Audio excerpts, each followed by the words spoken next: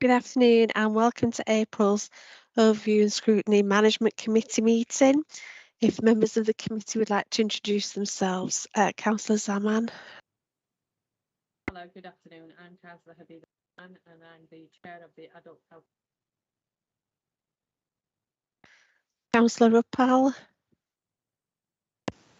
Good afternoon. My name's Harpreet and I'm the Chair of the Economies Enabling Scrutiny panel. Councillor Cooper. Hi, I'm Andrew Cooper and I'm the Chair of the Corporate Scrutiny. Councillor Marchington. Hi, Andrew Marchington, Chair of the Children and Young People's Scrutiny panel. Thank you, and I'm Councillor Liz Smage, Chair of this committee.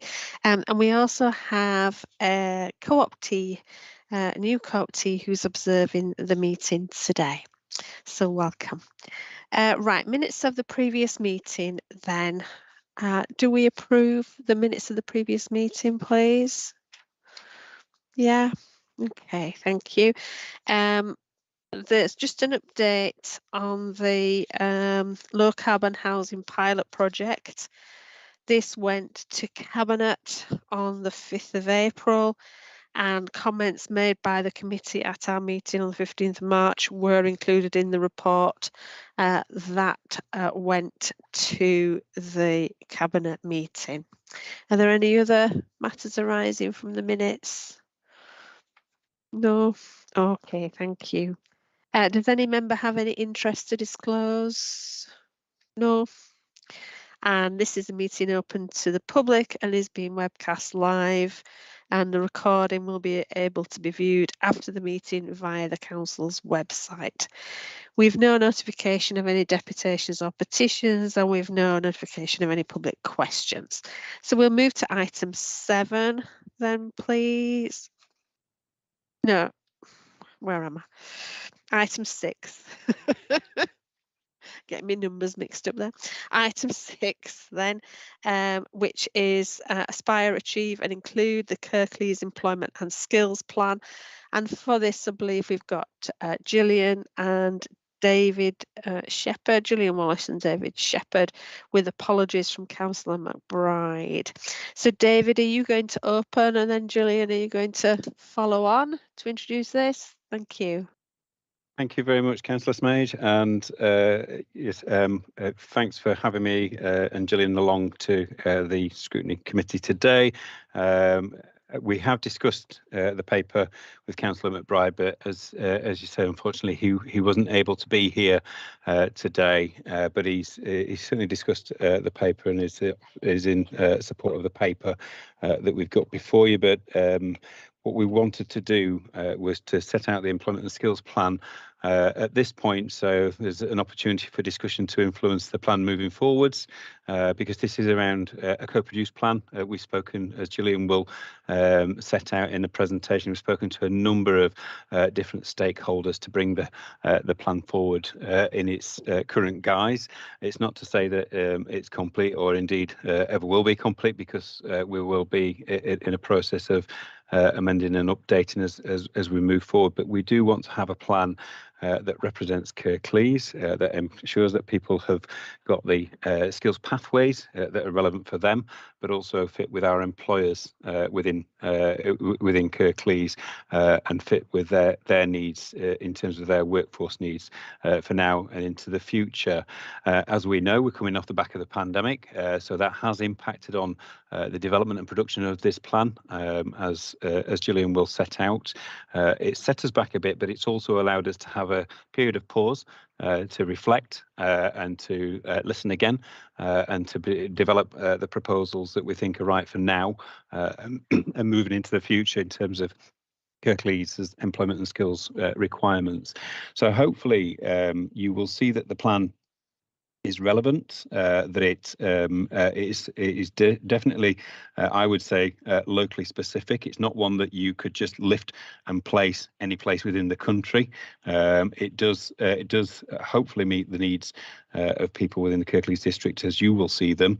But we've got an opportunity to go through how we've developed the plan now with you through the presentation that Gillian will set out, so that will hopefully tee up some discussion where you can absolutely ask questions of myself and Gillian, and we will do our level best to answer those. But we can also hopefully enter into discussion as to how we then take this one forward and get an approved plan that we can deliver that meets yours as well as other stakeholders' needs within the district. So that's my introduction, if that's okay, Councillor Smage. And if it's okay with you, I'll hand over to Gillian because she's got some slides to run through. Brilliant. Gillian, do you want to put your slides up? Yeah, absolutely. Thank you, David. Just bring this up. I'll just pop it onto slideshow so that you can see it properly. Okay, so hopefully that's clear for you all, but unfortunately this means that I can no longer see you. So if there is any comments, I'd appreciate it if you can either wait to the end or just shout up. Thank you for having us this afternoon. Aspire, Achieve and Include is a post-16 employment and skills plan for Kirklees. And as David mentions, its purpose is to explain how the council, working with the partners across Kirklees, will support and invest in the local employment and skills system for the next 3 years. It's all about helping us build on where we're at the moment and the activity that we already do. And we believe it will help us maximise on the opportunities that will arise from devolution and the UK Levelling Up White Paper, which is the government response to employment and skills post-pandemic, alongside a whole other raft of issues. It's important for me to flag at this point that the plan itself isn't tasked with implementation. It's designed to provide an agreed list of actions and priorities between ourselves and the key partners, and the details and the delivery of which we will work on together over the 3 years so that they can be adapted as time goes on. The purpose of bringing the report to yourselves today was to summarise the co-production of the plan, outline the priorities and the associated actions, and invite Overview and Scrutiny Management Committee to provide some comments and feedback. I'm not going to go through in this presentation a huge amount of detail on the plan. You have all received a copy and the report. It will just be a very, very quick summary for you. Before I get started on the summary, I did just want to give a little bit of background that I thought might be useful. With this slide, we were very, very keen to highlight that the Employment and Skills Plan does not exist in isolation. It's very much part of the Kirklees Economic Strategy and also the Kirklees Futures, which is the Council Learning Strategy. And this plan sits in between those key strategies that will allow us to be responsive in the world of employment and skills and address some of the employment and skills challenges that we have. I also wanted to flag with this slide that the two major strategies also don't exist in isolation. We're part of quite a complex environment at the moment where we have to take into account both government policy and regional policy, as well as our ambitions for the district. As Dave mentioned, we also have been working on this plan for some time, and it is undoubtedly been delayed due to the pandemic. And what we wanted to show with the timeline was that we very much started the development of this plan in a different world, and activity was ramped up during a period of massive uncertainty. But we also feel that that is the new norm in regards to employment and skills, and we can't wait forever for stability to agree what our priorities must be. So we're keen to get this plan adopted and start to build upon the relationships that the development of this plan has brought about. The first stage is to get this plan adopted by our cabinet, and then it's how we drive forward and build on it that will be really important. So how did we produce the plan? It very much draws on feedback from key stakeholders and local businesses. We spoke to 250 local businesses, and we were very, very keen to hear their voice in putting this together. We looked into data around skills and labour market trends, and that was quite challenging because it was changing very, very rapidly. However, what that did tell us is that we needed a plan that could adapt quite quickly as the labour market changes. We did an online survey for employers to explore the skills gaps and the shortages and their attitude towards these and how they could work.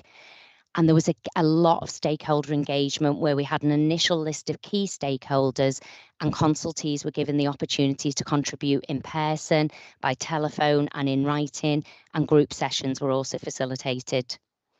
Once we had all of this information, it was then analysed and a narrative that was produced, which is the current plan, which tries to join together the different parts of the evidence base into a coherent message that allows us to put deliveries together. So just want to spend a minute on identifying our challenges, because we felt that it was very, very important that we didn't assume that we knew what our challenges were in regards to employment and skills. The challenges that are highlighted on the screen are nothing new. They're things that we've seen for a while. But what we are seeing is that the pandemic has highlighted these and potentially escalated some of these challenges forward. To make any inroad into these challenges, we are going to need a partnership approach. This is not just about the local authority and what we can do. It is about working in partnership with our key stakeholders and how can we collectively move things forward on these challenges and have some success. The plan has been structured around 4 priority areas, and underneath the priority areas, we've put some agreed action points. These are the areas which research has identified that were key to our consultees and to our businesses, and where we think we need to focus our actions. Empowering the youth is all about working with our young people and help overcome the inequalities that we've seen have come about as a result of the pandemic. Digital inclusion is something that crosses across both our residents but also our businesses, and how can we use skills to help harness the opportunities that digital can bring. Supporting our communities to learn and progress is something that's very important to us here in Kirklees, and was very much a strong message that came out of the consultation, that we needed to make sure that this plan supported everybody from every community, and that there was absolutely no barriers to people benefiting from the actions that we put in place. And skills for the future. Kirklees faces huge challenges with a high percentage of our jobs at risk of automation. However, construction, IT, professional services and green technologies are showing growth and will continue to show growth. And our health and social care sector remains a huge priority and will continue to employ a large amount of local people. We need to ensure that we harness these skills for growth for future sectors and support the people that live in Kirklees to benefit from these opportunities. Underneath each of the priority areas, there is a number of suggested actions which will help us achieve our vision for Kirklees, where the aspiration and the achievement and the inclusion become the norm. I'm not going to go through all these in the presentation. They are detailed in the plan, but we would very much welcome your feedback on these and whether you feel that they are right or whether there is anything missing. And then finally, I just wanted to give a very quick summary about the delivery of the plan and how we would measure whether it's successful or not. The development of the employment and skills scan is only the beginning. What we're looking to do is set up a partnership board that will help deliver the plan. This will include representatives from further and higher education, employers, business representative organisations, the voluntary and community sector, as well as the local authority. And we'll also look towards regional partners as well. We will be looking at the intelligence and the performance and the future needs and how we build on this going forward. We have, as part of the documentation, provided a list of suggested members, but we have recognised that we may need to flex on who we have from these organisations in order to ensure that we have the best people sat around the table to help us deliver this plan and that everybody is represented. And what we've also identified is some areas as to how we're going to measure our success. This is only a 3-year plan, and that was deliberate to keep it agile, but 3 years moves very, very quickly. So we need to be clear from the outset and set some smart objectives that we can measure in this time period to see that we are making progress. These are not going to be the only measures. As we develop the action plan and the delivery plans, no doubt other measures will come out, but we felt these were the main ones that we needed to baseline and we could begin to build on. and say I wanted to keep the presentation very, very brief because it was more important for us to be able to get your comments and feedbacks. And so I'm quite happy to open up to the floor if that's okay with you, Chair. Okay, all right. Can you take down your presentation, please? And then we can take questions. Thank you. Okay, Councillor Cooper. Yeah, thanks for the presentation. Really interesting, and just a few thoughts and observations. Really, there's mention within the report about the training needed to deliver the 5,000 sustainable homes under the Mayor's objective to achieve sustainable homes.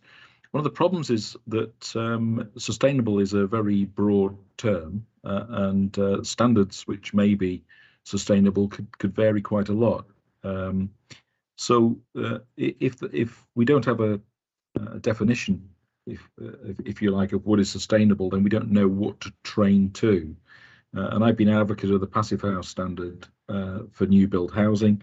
And if we were building to that standard, we would know what to train to. So there is, I've got a wee bit of a concern there about that, and you know, clarity in what we're trying to achieve will tell us what standards we're trying to train people to.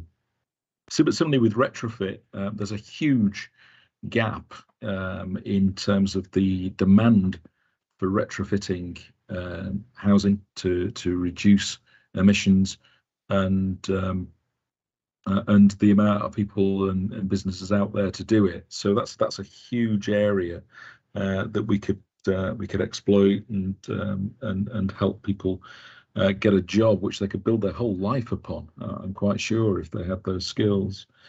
One thing that I think's lacking really, and it's lacking not just in this, but throughout the whole of education, is money management, life skills for people in terms of money management. People aren't taught about it, and people end up in all sorts of issues and problems because they can't manage their money well. And of course, as incomes become further stretched due to rising prices, that becomes more of an issue. And so somehow or other, if we can weave money management into what we're trying to do here, is important. Another area where the council's got skill shortages is highways engineers. We're carrying a lot of jobs, and highways, Kirklees Highway, simply can't deliver on a lot of schemes because of a shortage of people. And so it would be great if we could use this to help grow our own, and actually do that at a West Yorkshire level as well. I think it's an area where we should really be collaborating with other local authorities to do that. So that's my thoughts, but thank you very much for the report, much appreciated. Gillian, David, do you want to address any of that? Yeah, I'm quite happy to come back with a couple of comments, if that's okay, Councillor Smage.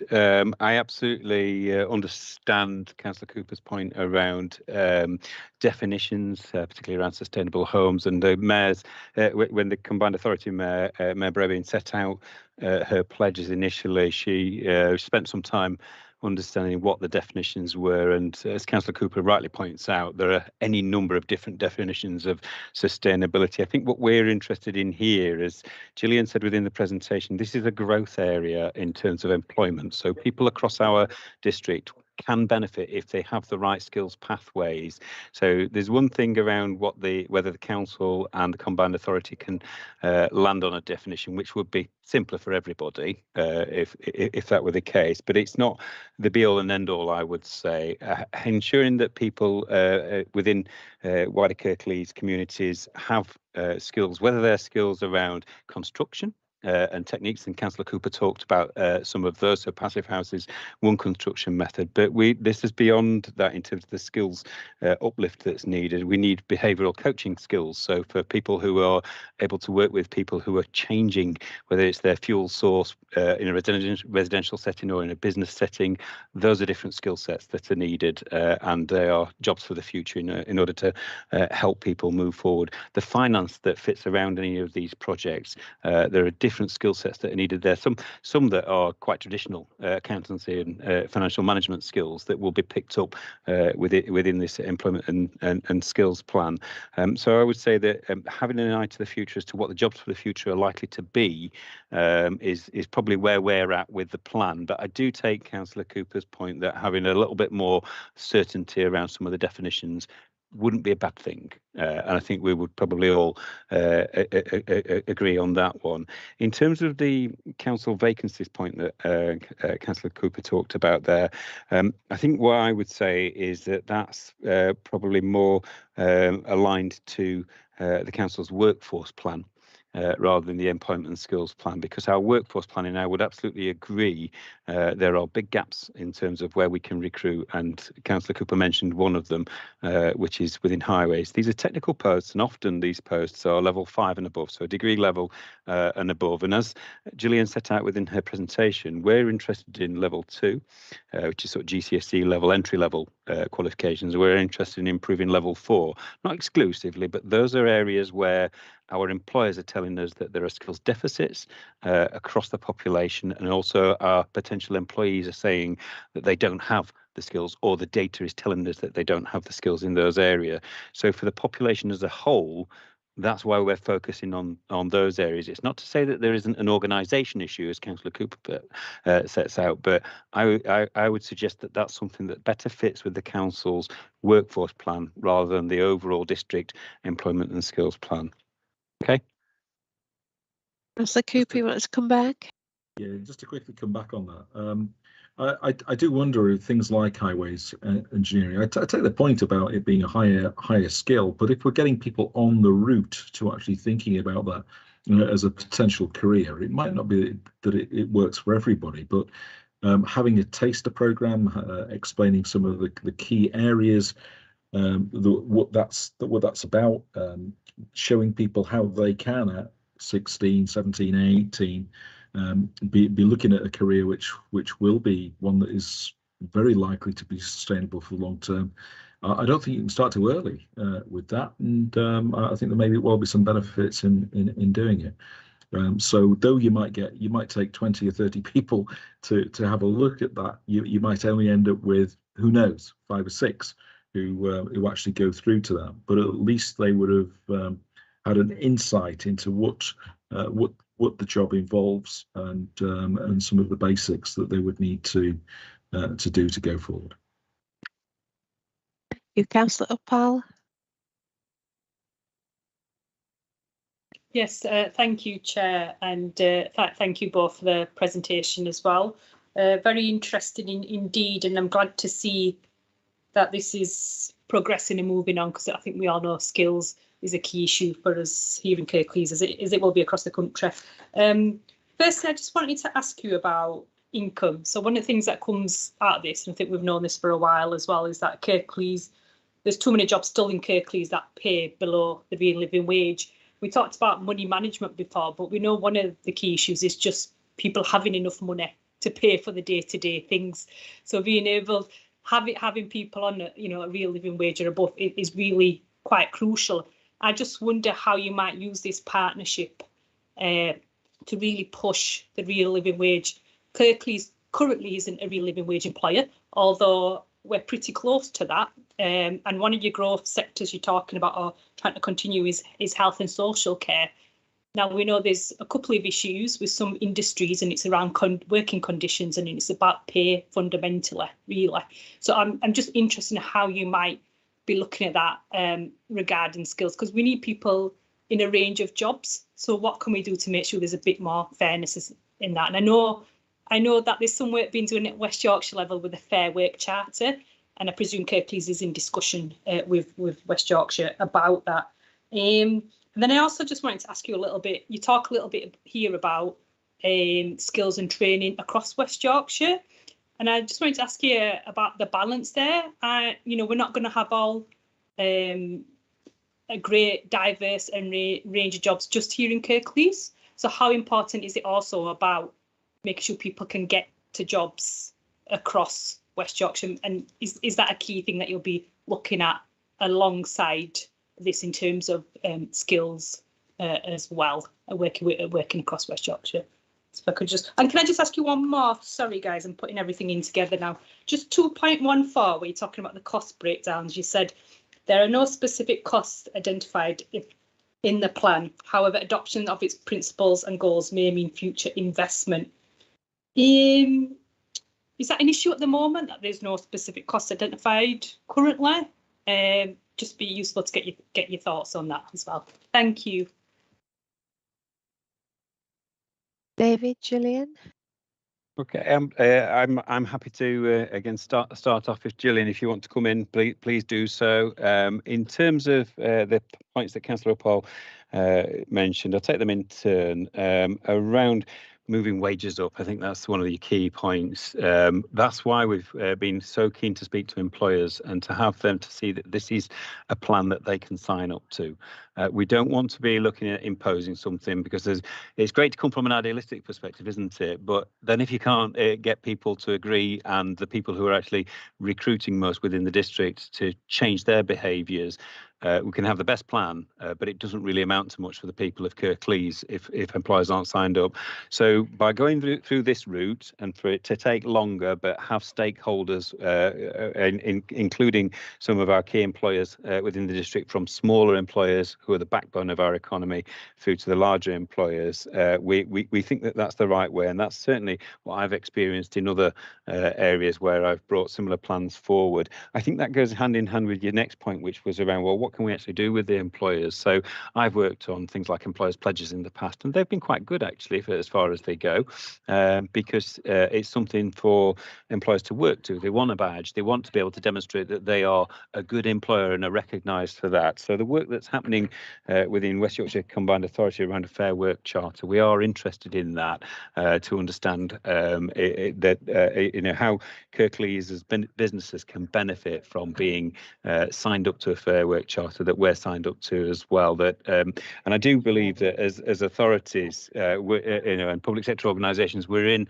a good position to demonstrate what good looks like in terms of employment, and to help our employers in the private sector get to that stage if they're not already at it, but also to celebrate where many of our private sector employers are already there, and they're the ones who will be able to improve what we're doing within the public sector as well. So it's a bit of give and take in that respect.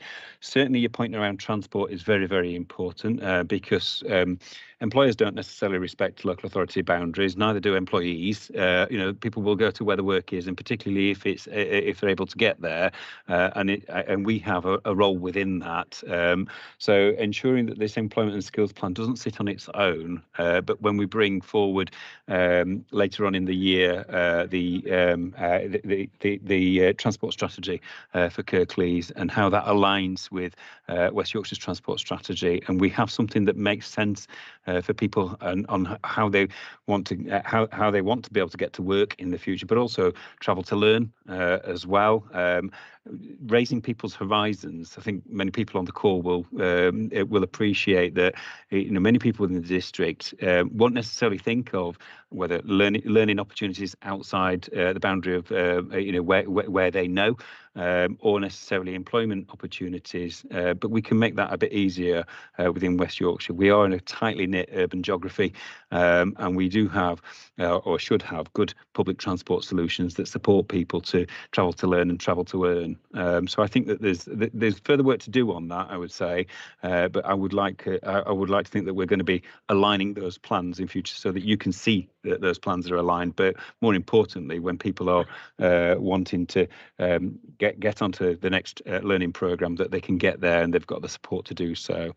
Gillian, is there anything that you want to add in terms of specifics around those points?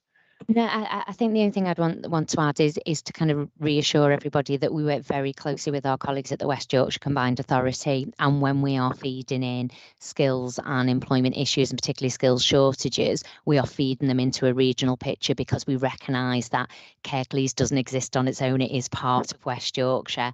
And actually for us, it's about equipping the people that live in Kirklees to benefit from the economic opportunities in Kirklees, but also in the wider West Yorkshire. So some of the skill shortages that we see, we do share with our West Yorkshire colleagues, others not necessarily. But if we can upskill people and help them access that alongside developing the transport policy, it becomes a very kind of powerful offer for people.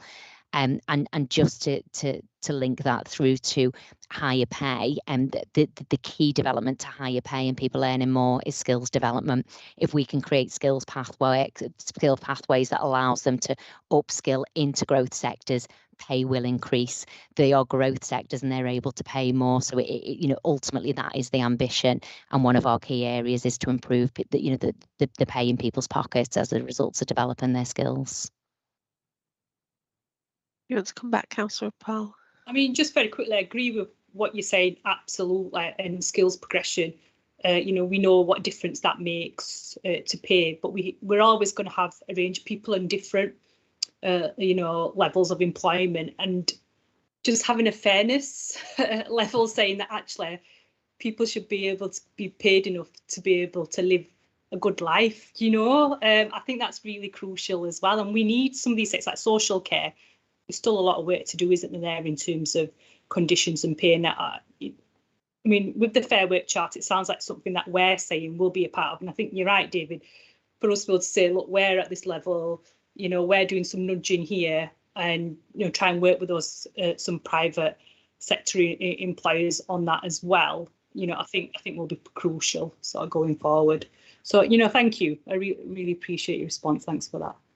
Thank you. And a good public transport system is a whole different conversation and probably could take a long time to discuss. But also bearing in mind that for some people it will be far easier and more economical to get an apprenticeship maybe that is not within the Kirklees boundaries. So I think those cross discussions are really important. Councillor Marchington? Yeah, thanks, Liz. Thanks for the presentation. I've got 2, 3 hopefully quick points to make. As regards to the board, I was going to suggest you try and involve a young person or a number of young people, either current or recent apprenticeships on that. What was the thought that was going through my head is how on earth can they represent the diversity and all the needs?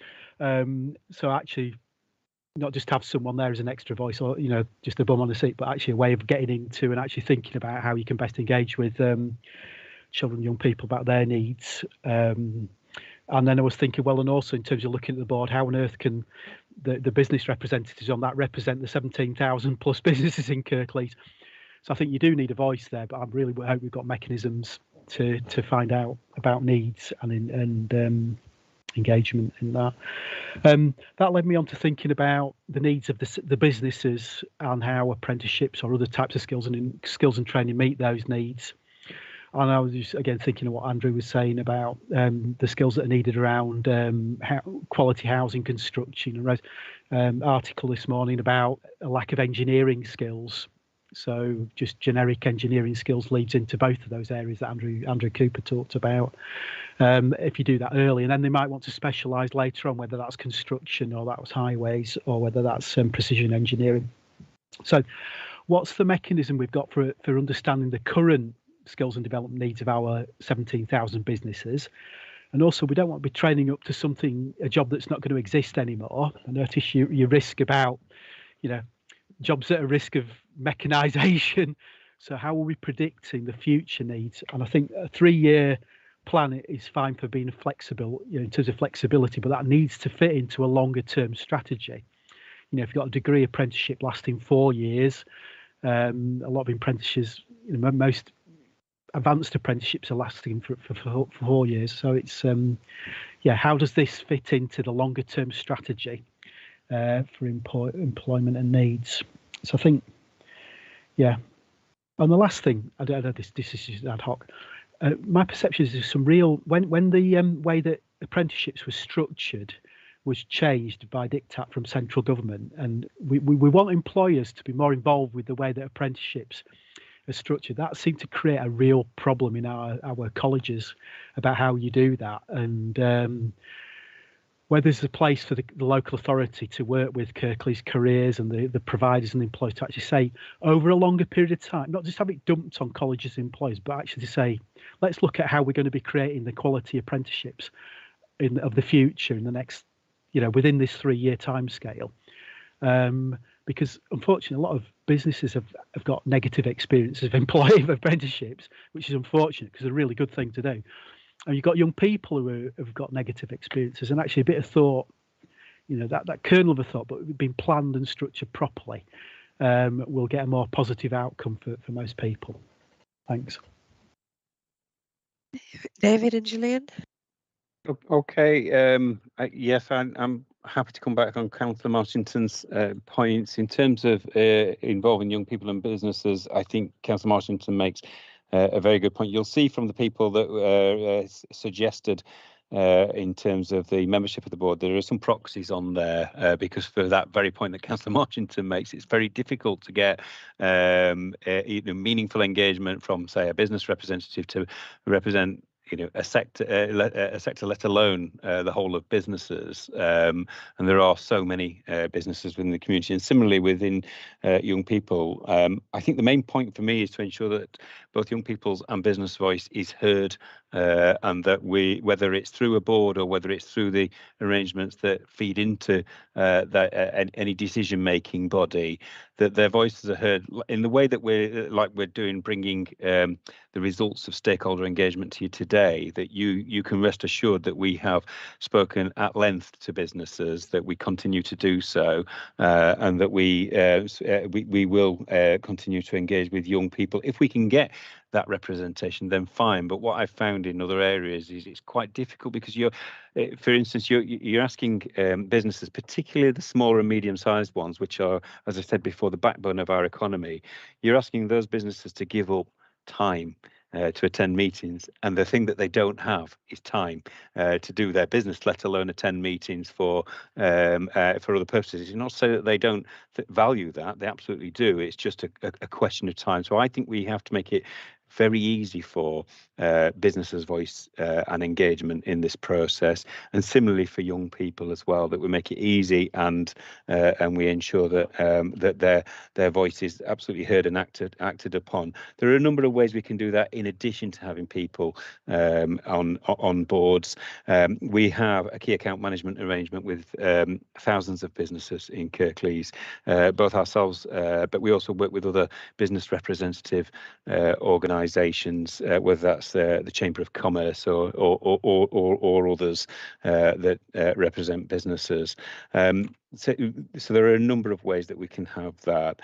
In terms of the needs and skills shortages, again, Gillian will no doubt say what we did for this, but there are a number of ways that we make sure that we keep on top of that, and we know how where the shortages are. So you can do one-off skills audits to understand what the needs are within a particular given sector or in a geographical area. The problem with skills audits are that they're time intensive. They give you up-to-date information, but it depends on who's responded to those. But with this work, we've been data and intelligence led. So we have worked with the information that's been made available to us, and there is a lot of economic analysis, not just at the national level, but drilling right down to the local levels, where we can mine that information and ensure that we are working on up-to-date information sources, and particularly around growth sectors as well. This is something where the Combined Authority have put a lot of work in terms of growth sectors, which has helped us so that we're able to identify not just what's happening nationally and internationally in terms of growth sectors, but we know where the growth sectors are within Kirklees, as Gillian has set out to you. In terms of apprenticeships as well, I would say, again, the job there, it is a challenge for some of our providers, such as the colleges that are here. But really, I think that's their job. to work with employers and engage with employers, and that's what they need to be good at, and they need to hide the wiring and make it very easy for employers to take on apprenticeships and to take on more apprentices in future. And I know there was some frustration when government changed towards the apprenticeship levy and the arrangements around that, but if you take a step back and look at that, the government were wanting to get 3 million more apprentices. I think most people would say that that's good. How you do it is probably a point for discussion. But for me, there are people within Kirklees, such as the Kirklees College and other providers, as well as the Chamber of Commerce, who can make that easy for businesses to take on apprentices. So, there are things that the Chamber of Commerce I know are interested in doing at the present time that has been done in a number of other areas where they become the employing organisation rather than individual employers, and they take some of the risk out of it and then farm apprentices out to the businesses. All those kinds of things we would be more than happy to look at and see whether there's anything that the council can do to support those, so that ultimately more apprenticeships are made available within Kirklees in the areas that our businesses need them, and our businesses can benefit from a talent pipeline that comes right from the communities here in Kirklees, and make sure that they've got robust recruitment processes for the future, and that their businesses are built on strong foundations. Because if they don't do that, then they're going to be struggling to fill vacancies. They're going to be recruiting from further afield. It's going to cost them more. They're going to have turnover of staff, and they're not going to be able to build their businesses with any certainty. So I think we have to make apprenticeships work, and whilst I recognise that there are some complications for some of us councils and some of the learning providers within that, I come back to that's our job. And we need to hide that wiring and just make it as easy as possible for the employers that they're the ones who should be able to take apprenticeships on. I've probably said too much there, Gillian, but if there's anything you want to add to that. Thanks, David. No, you've covered it nicely. I think I just wanted to address, the very valid point about jobs of the future and not necessarily knowing what skills we are going to need in the future. And we very much recognise that there is a lot of national and regional initiatives around reskilling individuals at the moment, and there will be for some years. And I think one of our roles through this plan and through the partnership that will deliver the plan is ensuring that we maximise on that for the people that live in Kirklees and the businesses that are in Kirklees, but not forget about the important transferable skills. It's much easier to build upon transferable skills to help reskill people while they are in work, while they're in retraining, and use the intelligence that's there to try and predict as much as possible about what skills we'll need going forwards. The challenges that are there about how we overcome, the issues with apprenticeships and the issues around what businesses need versus what our education providers need. We can only overcome them if we agree that they're there in the first place and that we're working together on them. And that's very much one thing that we want to do through this plan. Let's agree that this is a priority, and let's commit that we want to tackle this collectively and very much come up with the solutions that work for all parties to drive it forwards. And by starting this process and by it being a partnership plan was very much the first step in that for us, and the next stage about building that up into actual deliveries will allow us to test that model really see where the challenges are, see it from the sides, but ultimately look to come up with some solutions that will allow us to move forwards. Okay, thanks. Can I just, while we're on the partnership, there doesn't seem to be a balance between learning providers and business on the partnership. And my concern is that there's a need for the partnership to understand what the barriers are, and you need to have the right people at that table to discuss that. Absolutely, you need the training providers there, etc., but also different size businesses. So you've got Mid Yorkshire's coverage, but there's no major employer there that operate within Kirklees, so you haven't got different sizes of business.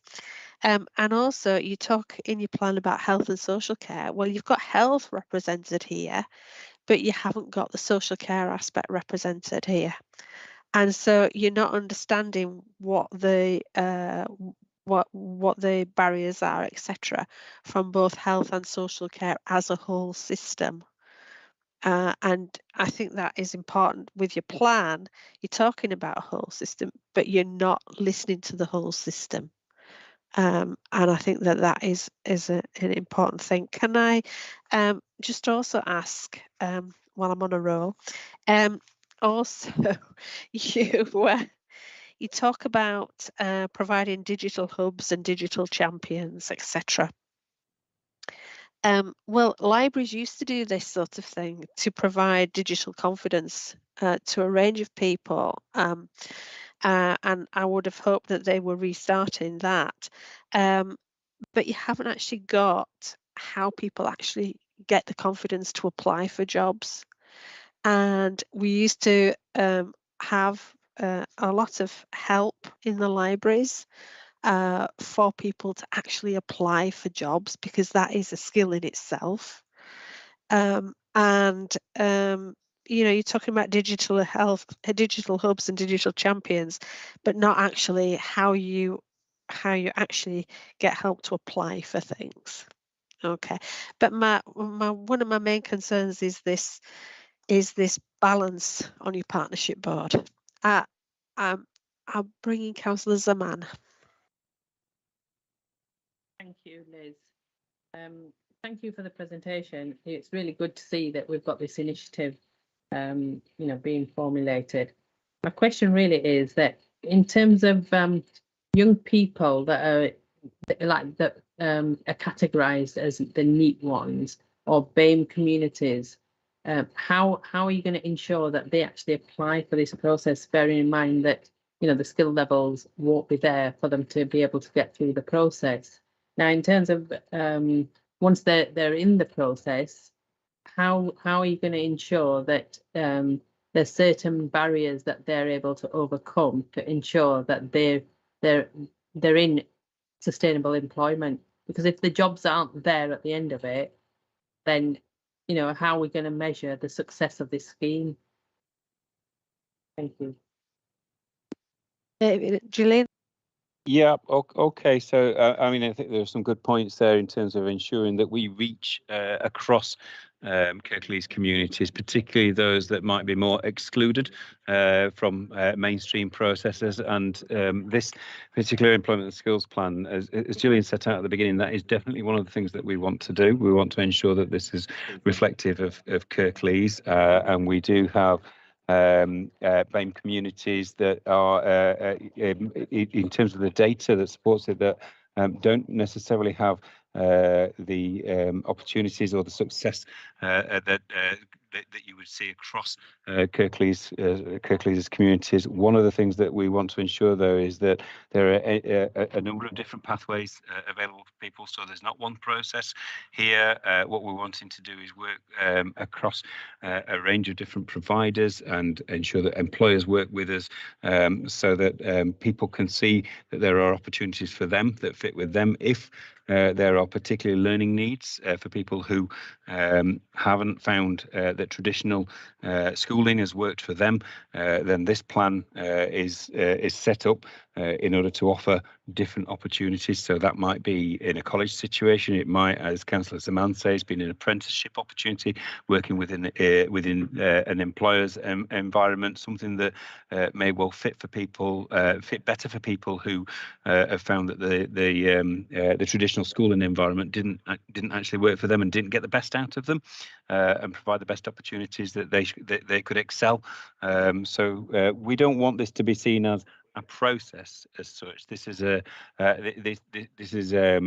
employment and skills environment where ultimately jobs are created that people within Kirklees from a range of different backgrounds can access, and that they can be part and parcel of the success of our economy as a whole.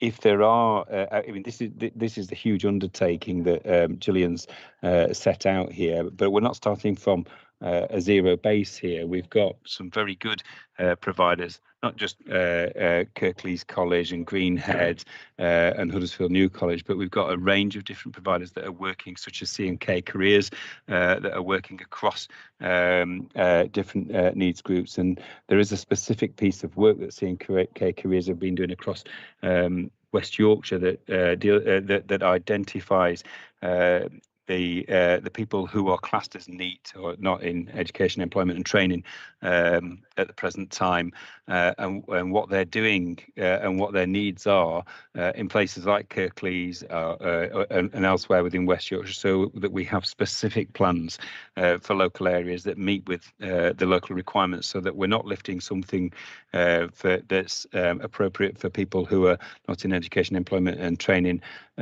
up and down the country, but for people in Kirklees, so that we're very specific about what their tailored needs are. So I'm hoping, Councillor Zaman, that in the fullness of time you'll see that in this plan.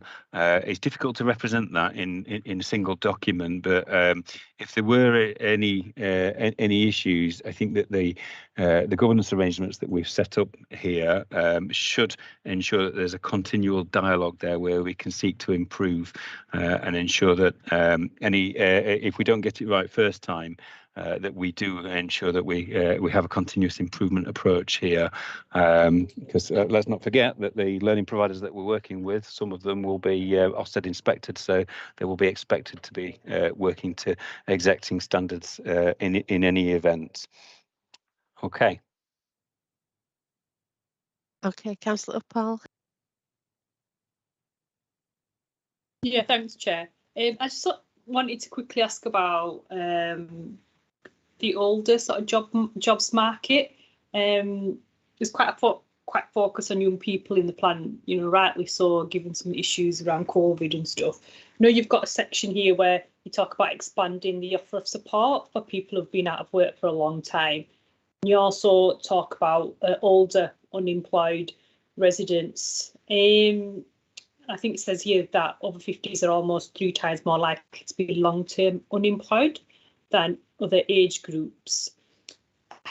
I don't know if you're able to say any more on that. I mean, you know, they are quite a specific group, and I know for some over 50s who are perhaps worked in a specific sector for a long time and then are having to look for jobs. It can be really difficult. You know, the onset with digital and, you know, automation might lead to some industries where people have to move on. I'm just thinking about my dad. He's retired now, but he worked as a weaver all his life. And I think if he had to get to a point when he was made redundant and then retrain again, he'd really struggle. I'm just wondering if you've been able to have a little bit think about how you might expand that offer of support yet, or what you're thinking about in terms of having a specific offer with employers on that. Yeah, that was one of my points. This seems to be very focused on the younger end of employment skills. But David, Julian? I'm happy to kind of come with that one, if that's okay with you, David. So, yeah, please do, Julian. Yeah. No. Yeah, I think it's important to recognise where this plan sits, and as I kind of said at the beginning, this plan hasn't gone into the detail of the implementation. It's about really us coming up with an agreed list of actions and priorities, and then designing in partnership some of the solutions to that. But we're not going out from a standing start. There is programmes that exist at the moment that are working with both young people and over 50s and unemployed people, and the libraries and the digital hubs. And if I kind of highlight our Works Better programme, but what we wanted to do was not necessarily name them in this document and name them in this plan, because you then end up with, if you name one, you name them all, and it all of a sudden doesn't become a priority plan. It becomes a delivery plan that becomes quite large and unmanageable to build up. But we absolutely, that is the next stage. Once we agree on the priorities and agree on working them together, is building up what into delivery plans, into action plans, recognising what we do at the moment and how do we take that forward and build on that. And that includes looking at funding for some of the successful programmes that we've got at the moment.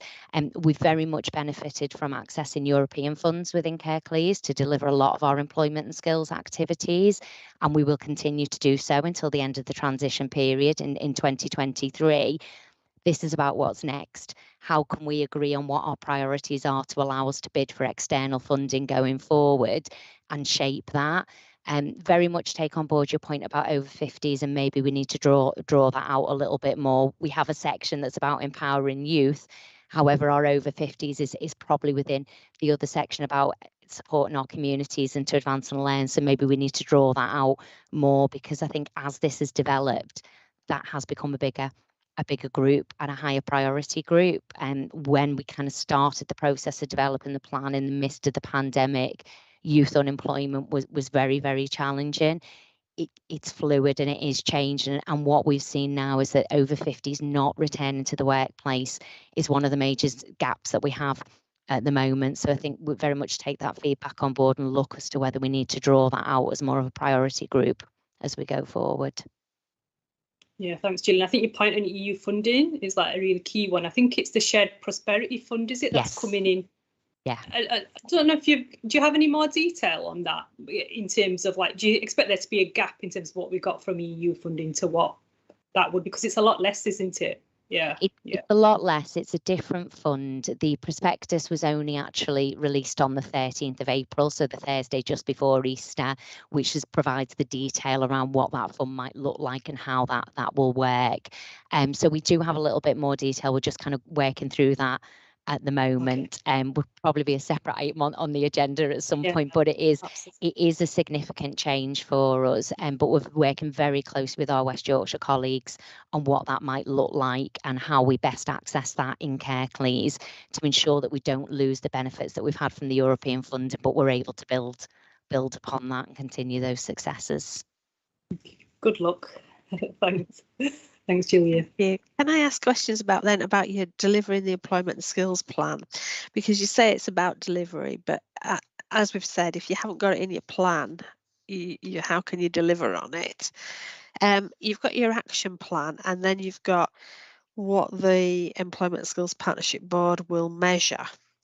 And the two don't sometimes sit together, but they don't always sit together. So can we have clarity on, is the Employment and Skills Partnership Board working to the actions or working to the measures? Because some are there and some aren't, and your actions are very much with one area of the workforce, whereas your measures are talking about working age adults and things like this. There's just something that doesn't cross reference there. We will absolutely go away and take a look at that and see if they cross reference it. I believe if we deliver the actions, then we will see movement on the measures, because the measures are quite large economic measures that we can measure in a smart way, that we can get the data on, we can get the intelligence on, and should see movement in. And the actions and the delivery plans that will come out of the actions and the agreed priorities should allow us to make some progress within those measures. But I think there will need to be more measures that are introduced as we go along and as we develop projects that sit underneath the actions. Each one of them is going to have to be measurable. Each one of them is going to have some degree of what impact has this made? Has this made a difference or not, in order for us to see whether it's effective or not. But I think that will be an ongoing process. That will be something that as we develop the plan and we start to delivery, we will need to revisit those measures quite regularly and ensure that they're measuring what we need them to do in order to be able to confidently answer, is this having an impact or not? I'm still not quite sure what your partnership board is looking at, action plan and measures, or just measures. But you're talking about as well, especially those supported by short-term funding. Are you not looking at anything other than those supported by short-term funding? Because we've talked about sustainability. So that just didn't make, just on its own, that, doesn't make quite sense. And also, you talk about the TransPennine route upgrade and having a construction skills training facility linked to the council's capital programme, TransPennine, and the housing development. But there's no linkages here to TransPennine's own education schemes, and I thought they had a lot of schemes in place that they're working to, certainly talking to schools, etc., about jobs and careers and things like this. But there doesn't seem to be any linkages in this to any of those areas. So That would- on So you've Sorry, David, go nobody ahead. from the construction industry involved in this. Yeah, TransPennine, you've no linkages into their schemes. Do you know what I mean? I understand that might be in the delivery, but it just doesn't seem to fit in your overall policy. Yeah, maybe this is a question about how we represent as Gillian says, the different aspects of the plan and how that's fed into it. As I say, we will get a fairly unwieldy governance arrangement and board arrangement if absolutely everybody is represented on that board, and also similarly within a plan, if we try and state everything we're doing at the present time, as well as trying to focus on a few areas, which is why we've pared that down and presented what we think is a workable arrangement in terms of the proposals, but absolutely take on board the points around needing for clearer representation as to how businesses feed into this process, as well as young people in particular. What I can give you assurance in terms of the big investment programs such as TransPennine Upgrade, we do speak on a regular basis with our partners at Network Rail as well as West Yorkshire Combined Authority. Network Rail have been quite clear. They're looking to us to set out in our employment and skills plan how we set out the benefits for Kirklees as communities to get involved and engaged. They don't see themselves as having a bespoke training program and construction program that sits around that. They want to look to us to deliver that. They've been really clear about that, Councillor Smedge, I would say. So this is a real opportunity for Kirklees, I think, given that 1.5 billion of the 3 billion that government are committed to TransPennine Upgrade is going to be spent within Kirklees. This is a massive opportunity for us to get this right, make it very easy for Network Rail to deliver their programme here, with the benefit of people from Kirklees being able to access employment throughout that programme. Yes, at entry levels, but right through. I would hope that people right through the employment that's generated as a result of that programme are able to access jobs, and that they're people who live within Kirklees at the current time. So that's definitely one thing that we are continuing to do. In terms of construction as well, we are very much engaged, as councillors will know, in a number of construction programmes ourselves, or influencing them across the district. What we wanted to do was ensure that there was an opportunity to flag through this plan that we are at a point in time where construction is going to increase significantly over coming years, albeit there are some supply chain issues within, not just in terms of some of the material supply, but some of the labour supply, which this plan can absolutely positively impact on. But again, we want to ensure that employers who are looking for recruits throughout the construction industry can find them here within Kirklees, hence why we want to have some bespoke arrangements within the plan. Again, if employers do wish to be more involved, there is absolutely an opportunity for them to do that.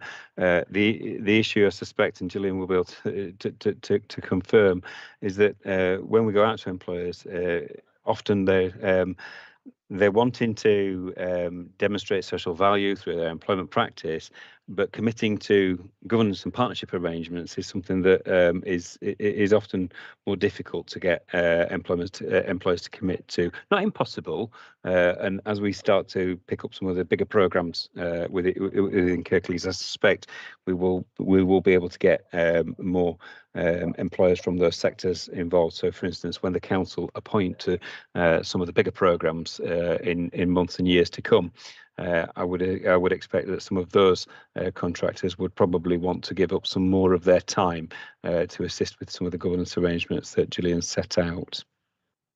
Yes, so I can understand that. Yes, absolutely. Which is why I could have understood if there was something in here about setting up specialist discussion groups and things like this in certain areas, so that you have the information. Do you know what I mean? But that just doesn't come through. There's no linkages. This is your partnership board, and this is what. But I could absolutely see that going forward, there would be times when there would be particular groups that would come together and discuss specialist subjects and how you get the skills into those specialist areas. So we'll take that on Do you know what I board, mean? shall we? Yeah, I think that's fair comment. And actually, we would want flexibility in the arrangements moving forward. So if there are specific tasks, task and finish arrangements around particular sectors, then that would, I think that fits with what we got. We can make it more explicit within this plan. I think so. And then it shows that you're involving as many people as possible in this, and it's just not those few on the partnership board. Okay. All right. Are there any other questions then? No. All right then. So we talked about clarity in what we're training and clarity in definitions, money management, building capacity, skills progression, fairness in levels of pay, a way of involving young people, the over 50s workforce, sustainability of jobs and the plan being for everyone, specialist discussions in certain areas, balance of voice, jobs for the future, so ensuring that we're upskilling not just for now but in the future, and working with major employers as well as small and medium-sized employers. Have I missed anything off there that we talked about that people feel important that we should summarise? No? Okay. All right. Thank you so much for your time, David and Gillian. Thank you. And we look forward to seeing this again in the future. Okay. Thank you. There's no timelines for it, so we don't know when you're going to cabinet or when you're going to do what. But David? We are wanting to progress this through to cabinet in as swift a time as possible. So we will get that on the forward plan. But we wanted to come here first, obviously, have an opportunity to reflect, put in to the report that goes to cabinet, the discussion that came out. So if we can get the response back from today in terms of the formal notes, that will help us then draft the cabinet report. Hopefully that works best. Councillor Smays, I just wanted to ask as well, do you want me to stay for the next item? Are you discussing the ad hoc scrutiny? You can if you want, but it's not necessary, but you can if you want. Okay. Okay. All right. Okay. All right. Thank you. Thank you. All right, then we'll move to item 7. Then this is a request to establish an ad hoc. I've been in discussions about how we can look to scrutinise in depth some of the major regeneration programmes that we have in Kirklees. It's been myself and Councillor Uppal have been discussing how we can do this. The Economy and Neighbourhoods panel has a very busy work programme, and the limited a number of pre-timetable meetings has restricted some. They've been scrutinising these projects as they've come through, but these are projects with a long time scale, and it's going to be needed. Flexibility is going to be needed in how we scrutinise them. So maybe timelines will shift, and we might need in-depth scrutiny at one point in time, and then we may need another lot of in-depth scrutiny at another point in time, without interrupting an already busy work programme for economy and neighbourhoods. So we're looking to put an ad hoc together specifically for the core projects of Huddersfield Blueprint, Cultural Heart, Dewsbury Blueprint, Small Centres Programme, and that can work with specifically on these regeneration programmes. David, did you want to say anything about this work? Only that from my perspective and from my office's perspective, it's great to be able to have some continuity and consistency around scrutiny arrangements. I appreciate that's probably the same from a member's perspective. So what we find is as difficult and challenging sometimes is when we're when items go to different scrutiny committees, and we lose the thread, and I'm sure members sometimes lose the thread with that. So this ad hoc arrangement, whilst it also gives the time that Councillor Smage suggests is needed to allow for other things to come through the main scrutiny committees, and is needed on these significant projects. It would be great to be able to build that that ongoing relationship and to be able to get the intelligence from members over a period of time on these particular projects, because they're lengthy projects. They do take a period of time. There is a willingness, clearly, from my perspective and Councillor McBride's perspective, to ensure that we are present at scrutiny. But what's been difficult is when we've not had a clear forward programme. And I think this proposal gives us a clear forward programme with a consistent set of elected members. Okay, thanks. It's on a cross-party basis, so it's on a 1:1:1 ratio that we are proposing. Does anybody have any questions or points they want to raise? We really need to scrutinise these projects in depth, and this is hopefully a way of providing that in-depth scrutiny, so that Economy and Neighbourhoods can also scrutinise in depth other areas of the council that need that scrutiny as well. Councillor Cooper. So I think it's good that we look at all decisions that the council's making, and that we have a good understanding of what's going on, and we can comment on that. And I guess the point of scrutiny is that when we place a comment, when we actually make recommendations, that the council is able to act on them and either agree with them or not, because that's the nature of scrutiny. The Cabinet will either agree with us or not. My problem is really that wondering how far along the line will the council have got in terms of the decisions it's making about the town centre, for us to be able to have a meaningful input, which means the council will be able to change and go, actually, maybe scrutiny's right, and all the work that we've done to get this scheme up to this point was maybe ill thought out, or whatever it happens to be, whatever the words happen to be. Without actually going into any details, Councillor Cooper, we're just talking about the panel. Yeah. Okay. Yeah. So really what I'm saying is that I think for the panel to operate well, it needs to be very much pre-decision scrutiny, but a long way pre-decision scrutiny. We do need to be able to look at the development of schemes and the ideas of schemes at an early stage for us to be able to have a meaningful input. Otherwise, Cabinet will just shrug the shoulders and do what they were going to do anyway. Yes, so I hope this ad hoc will provide a platform for that scrutiny, so that it is a process, and that we have things pre-decision and able to look at things in depth. Okay. I'm hoping that this is able to do that, but also as well, the panels, the standing panels are going to, if we do have more pre-decision scrutiny across the council, then they're also going to need time as well for those pre-decision scrutinies within their work programme as well.